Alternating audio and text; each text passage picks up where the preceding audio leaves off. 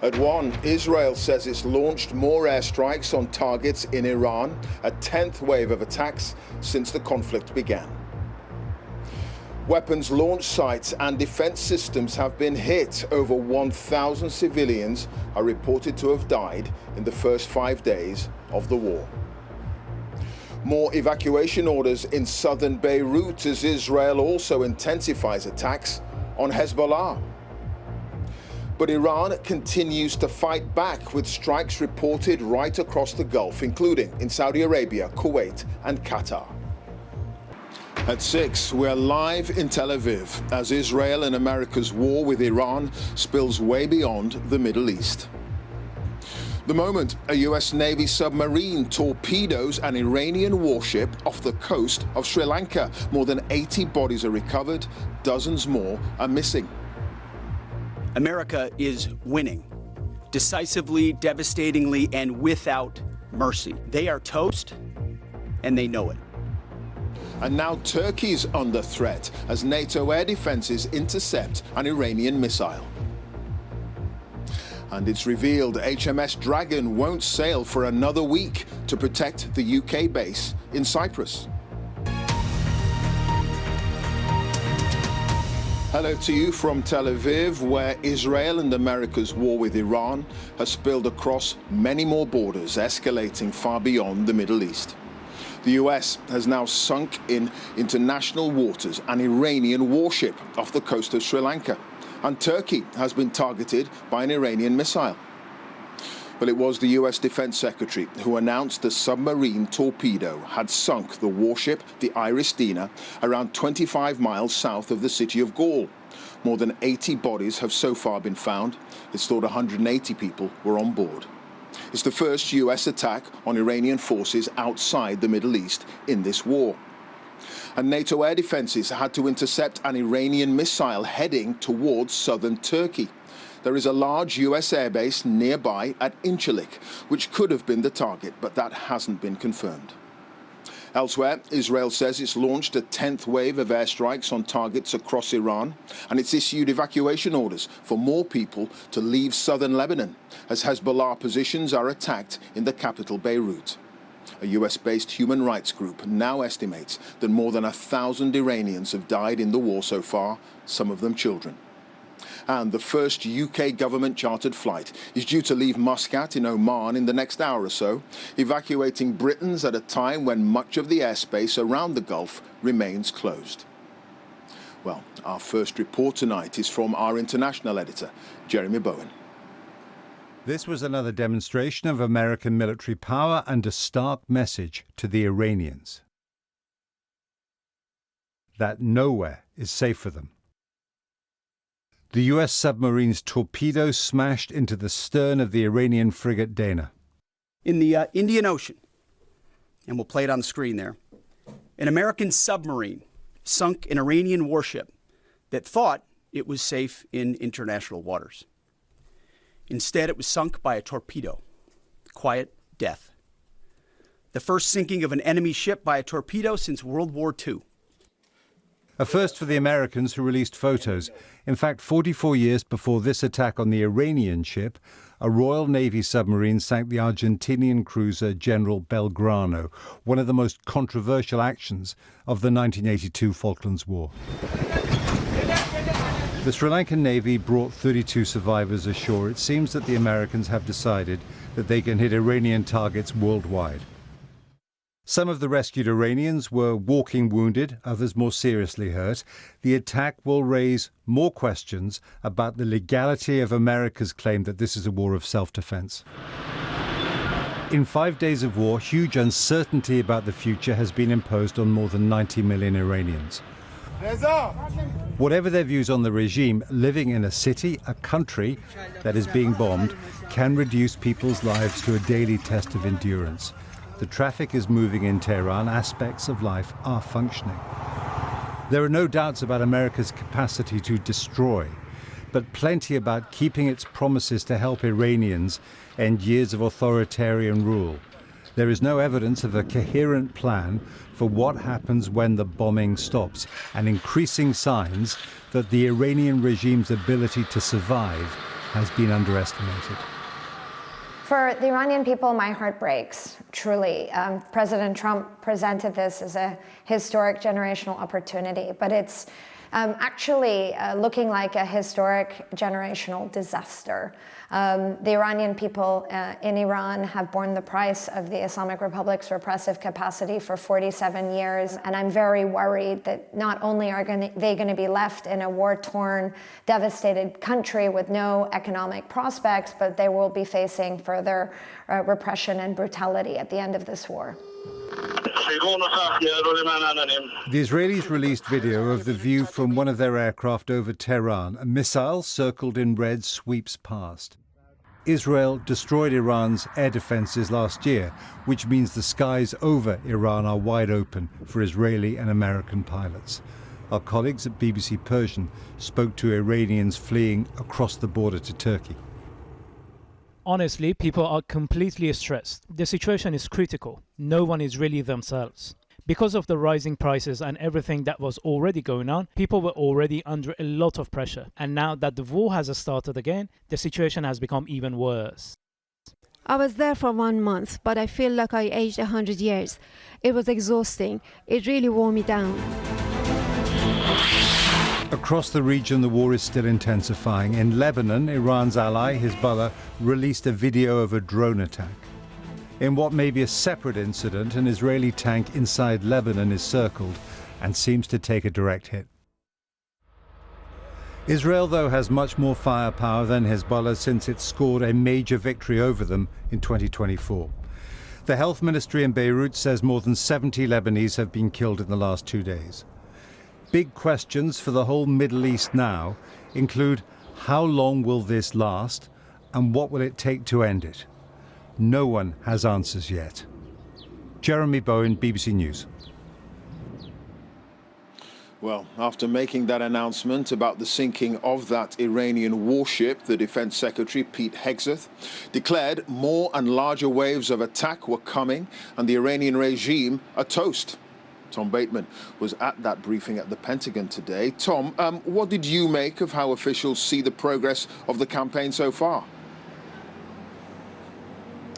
Well, I think the intention of the Defense Secretary, Pete Hegseth, Clive, was to give a sense of overwhelming American and Israeli destructive force. He said that within days they would have completely uncontested control of the airspace and said that they would be picking out targets and, in his words, delivering death and destruction from the sky all day long. He also said they were putting the Iranian Navy at the bottom of the Gulf. Now, I also asked Mr. Hegseth in that briefing about the images we've seen of that building, a school in Minab that the Iranians say was struck on Saturday, killing, according to authorities there, more than 160 people, including many children. No one has yet taken responsibility for that, and I asked Mr. Hegseth what he knew. Thank you. Tom Bateman with the BBC. Can you give us an update on what the administration knows, what you know now about the reported strike on a girls' school in southern Iran on Saturday? All I can say is that we're investigating that. We, of course, never target civilian targets, but we're taking a look and investigating that. Red tie in front. Just on the basis that with the information you would have, your reconnaissance abilities, ability to gather information, I mean, it's several days on now. So is there any clarity on whose munition this was? We're investigating it. Thank you. Now, one other potentially very significant incident, Clive, you've been talking about the fact that the Turkish Defence Ministry says NATO air systems shot down an Iranian ballistic missile heading towards Turkish airspace. That matters, of course. Turkey is a member of NATO. Mr. Hegseth was also asked about that and asked whether that incident could trigger NATO's Article 5, its Mutual Defence Pact. He said he was aware of the shooting down, but had no sense, as far as he was aware, that it could trigger an Article 5 clause from NATO. Tom, thank you. Tom Bateman there live in Washington. Well, as we've been hearing, Israel has stepped up its military offensive in Lebanon. People living in towns and villages in the south of the country have been told to leave as Israeli troops move further beyond the border. The Iranian-backed group Hezbollah says its forces are in direct clashes with Israel. Well, Wira Davis is in the Lebanese capital Beirut for us. Wira, on this second front in the war, it seems the fighting is intensifying. Yeah, indeed, Clive. I think there's a great deal of trepidation across Lebanon what the next few days will bring. Israel seems to be expanding the scope and scale of its military operations, not just focusing now on Hezbollah targets in parts of Beirut and in the south of the country. This morning we went to part of eastern Beirut where a hotel housing some Shia families had been apparently targeted by Israel. Also in the Bekaa Valley in eastern Lebanon, 7 people were killed in an apparent Israeli airstrikes. But I think the attention over the next few days is going to be focused on those areas in the south. We've heard from the UN body, which monitors the de facto border between Israel and Lebanon at UNIFIL, saying today that Israeli troops have now entered several villages close to the blue line. We've heard from Hezbollah sources that there's been fighting in a village several kilometres into Lebanon. And there's been that order from the IDF, the Israeli military, today for hundreds of thousands of people to evacuate most of southern Lebanon, south of the Litani River, and to head north for their own safety, because Israel clearly intends to enter, invade, if you like, southern Lebanon to deal with Hezbollah's rocket attacks into northern Israel and to perhaps finish with Hezbollah as a fighting force once and for all. But that does mean that in the next few days we're going to see the prospect of tens of thousands of people fleeing towns and villages from southern Lebanon further north towards relative safety. It's a very, very difficult time and a very worrying time, I think, for many, many people in Lebanon.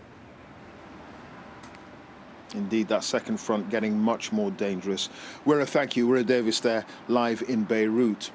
Well, since the conflict began on Saturday, the US military says it's hit nearly 2,000 targets in Iran, and Israel's Air Force says it's dropped more than 5,000 munitions. Now, with the war less than a week old, just what are the strategies and goals of the two sides? Gordon Carrera, the BBC security analyst, has been looking at how the war is being waged. In the war's 5th day, the strategies the two sides are pursuing are becoming clearer. Each is seeking different ways to inflict damage and pressure on the other. The US and Israel have hit targets across Iran, including leadership figures like the supreme leader in the opening salvo, and military targets like air defence and missile launchers. They've also hit some of the security infrastructure that supports the regime, like this site in Tehran. The aim is to undermine Iran's ability to fight and especially to fire missiles, and perhaps open up the way for the regime to collapse or be overthrown. Iran's response has been to launch missiles and drones across the Gulf. It says it's primarily targeting US and allied military bases and facilities in neighbouring countries, but it's also tried to strike economic targets, including refineries and hotels like this one in Dubai. Iran's aim is to inflict enough pain in terms of casualties and economic disruption to get Gulf states to pressure the US to back down. How much it has left in its arsenal, though, is unclear. Iran is also seeking to inflict pressure through the Straits of Hormuz. This is a narrow and vital shipping lane, less than 30 miles wide. About a fifth of the world's oil supply normally passes through here. Threats by Iran have led to its near closure.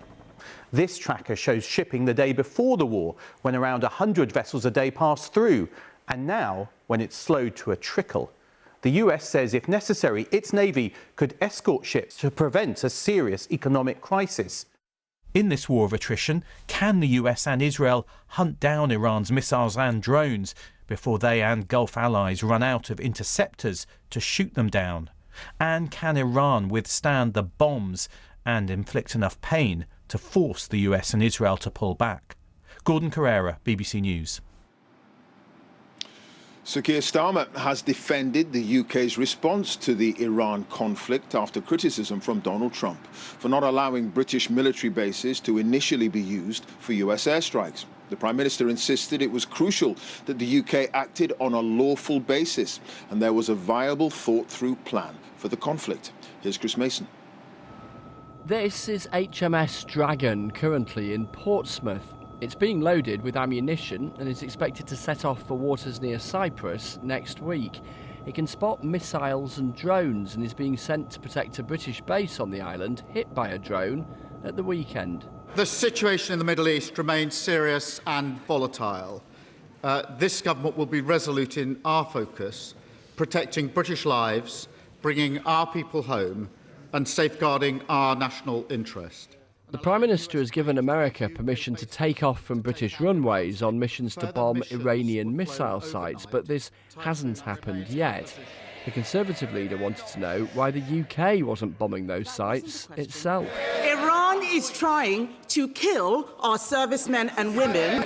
He is catching arrows rather than stopping the archer. That's what we're talking about. Why is he asking our allies to do what we should be doing ourselves? The Prime Minister didn't answer the question, but did set out what Britain is doing. We're resupplying our air defence missiles today. Wildcat helicopters with anti-drone capabilities will be in Cyprus this week, and HMS Dragon will be deployed to the Mediterranean. Then there is the potential economic impact of the war. Experts are warning that families could see their energy bills rise by £500 a year as a result of Trump's illegal war. But millions of families and pensioners are already struggling to keep their heads above water thanks to years of a cost of living crisis. Sir Keir said existing measures were cutting bills, but acknowledged how concerned many people are. I was glad that we were able to bring energy bills down by £150 announced just the other day. We will keep a very close eye on this. I do know how important it is for the British public. And what of the relationship between the President and the Prime Minister? This is not Winston Churchill that we're dealing with. After those remarks yesterday, these today. British jets are shooting down drones and missiles to protect American lives in the Middle East on our joint bases. That is the special relationship in action. Sharing intelligence every day to keep our people safe. That is the special relationship in action. Hanging on to President Trump's latest words is not the special relationship.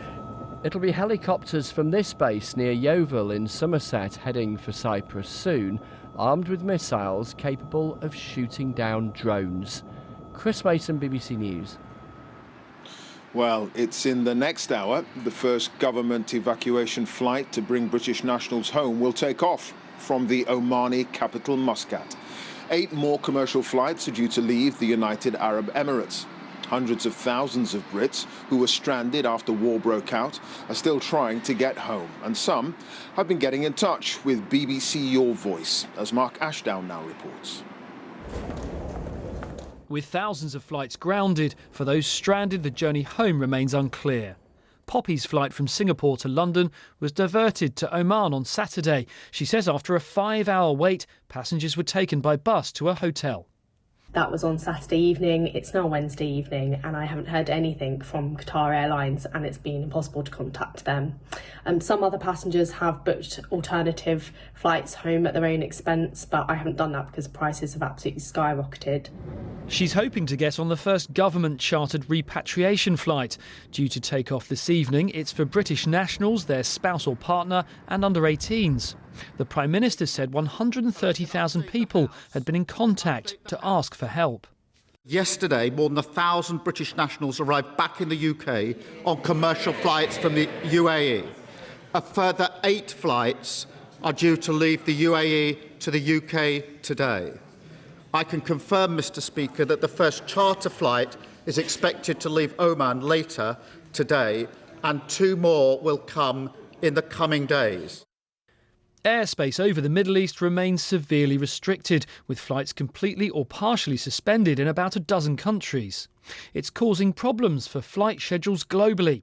Katie contacted BBC Your Voice. She said she's one of 90 holidaymakers stranded in Bali because their flights home were cancelled. She has managed to rebook. The first available was via Seoul in 11 days' time. Meanwhile, the costs are racking up. We were put up in a hotel, some on Sunday, some on Monday. We're still here at the moment. However, at lunchtime today, we were asked to vacate our rooms. Emirates has already run services to London and Manchester. Virgin and British Airways are among those planning to restart flights soon. But it is a slow process. Uncertainty remains over how and when thousands of Brits will be able to return home. Mark Ashdown, BBC News. So what is the situation across the region as we move into day 5 of the war? Well, Israel has said it's hit dozens of military targets across the Iranian capital of Tehran. Those strikes included targeting missile launch pads and defence systems. Iran's most recent retaliation has included an attack on the US consulate in Dubai, although nobody was killed. In Qatar, the US airbase at Al Udeid was hit by one Iranian missile. Authorities in Qatar say there were no casualties. Lebanon's capital, Beirut, has seen continuous bombing by Israel, with several people killed after strikes hit a hotel. In response, the Iranian-backed group Hezbollah has claimed to have attacked an Israeli military base near the city of Safed. And NATO air defences are believed to have intercepted a ballistic missile launched from Iran towards Turkey. NATO condemned the attempted strike. And let's turn to Lebanon now, where Israel has launched fresh attacks on the capital of Beirut and warned civilians to evacuate northwards. More than 70 people have now been killed in the country since the war began. James Mates is in Beirut for us this evening. And James, an increasingly tense time for people there. Yeah, it really is, because there's been absolutely no let-up. Not only have we got Israeli ground forces moving into southern Lebanon, ordering the local population there to move north, to evacuate the area and get out of their way. We've also seen more than 80 air attacks in the last 24 hours in southern Lebanon, in the Bekaa Valley, in the southern city of Tyre, and indeed here in Beirut. There's this dramatic picture from Tyre of a one bomb attack there. The casualty figures we don't know yet. Information's very hard to get. The Israelis have ordered all Iranian diplomats and, in fact, all Iranians to leave the country.